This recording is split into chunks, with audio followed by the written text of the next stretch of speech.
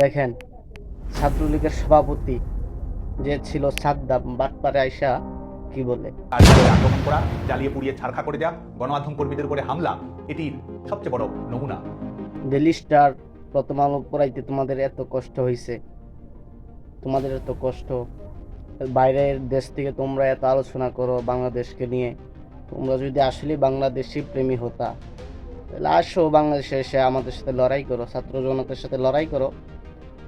Daily star, প্রথম আলোয় আগুন দেওয়া হয়েছে, তোমরা এটা বিরোধিতা করো, অবশ্যই করো।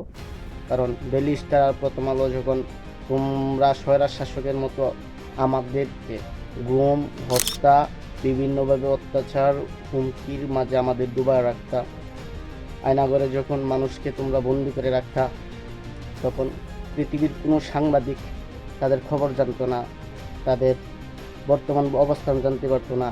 কিন্তু সেই প্রথম আলো আর ডেলি স্টার, তোমাদের আয়নাঘরে যাওয়ার অ্যাক্সেস ছিল। সাংবাদিকগুলো তোমাদের আয়নাঘরে যায় ওই সকল কারাবন্দি মজলুমের ইন্টারভিউ তারা নিত। তাদেরকে জঙ্গলি, ভারত বিরোধী, বাংলাদেশ বিরোধী, বাংলাদেশ আইন বিরোধী হিসেবে তোমরা তাদেরকে ফাঁসি দিয়েছো দিনের পর দিন, বছরের পর বছর। তাহলে ওই সকল সাংবাদিকের জন্য তোমাদের তো দুঃখ লাগবেই, তোমাদের তো কষ্ট হবেই। আর ওই সকল সাংবাদিক এখন যখন ডেলি স্টার আর প্রথম আলো পোড়ায় দেওয়া হয়েছে, তখন তারা আবার বলে যে বাংলাদেশে কোনো মৌলবাদীকে জায়গা দিবে না, ভারত বিরোধী কোনো কাজ বাংলাদেশে করতে দেওয়া হবে না। তো তোমরা তো তার দালাল, ডেলি স্টার, প্রথম আলোর দালাল তোমরা। শেখ হাসিনা, সাদ্দাম, তোমরা যারা এরকম করতেছো যে এখন ভাবতেছো বর্তমান সরকারকে চাপ দিয়ে তোমাদের কথাগুলো বর্তমান সরকার বের করে নেবে, মনে রাখো আমরা এখনও বাংলাদেশের ছাত্র জনতা এখনও আছি। আমরা যেরকম ৩৬শে জুলাই আন্দোলনের বড় ভূমিকা ছিল, এরকম যদি আবারও হয়, আওয়ামী লীগের বিপক্ষে আমরা আছি, থাকবো। আমাদের গন্তব্য, আমাদের রাস্তা।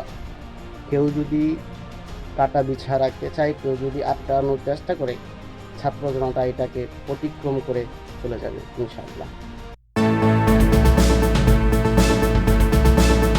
মানে আওয়ামী লীগ আসলে কেমন, তাদের ভিতরে একটু অনুশোচনা বোধ যদি কাজ করতো, তাহলে এখনও তারা স্বীকার যেত যে সেনাবাহিনী হত্যা, এই হত্যার সাথে যারা হত্যার তদন্ত করতেছিল ওই সেনাবাহিনীকে আবার হত্যা করেছিল, শাপলা ৭০-এ হাজার হাজার মুসলিমকে হত্যা করেছিল, আলেম উলামাকে আয়না গড়ে গুম, হত্যার সাথে বিভিন্ন ধরনের অন্যায় অবিচার করেছে দেশের মানুষের সাথে।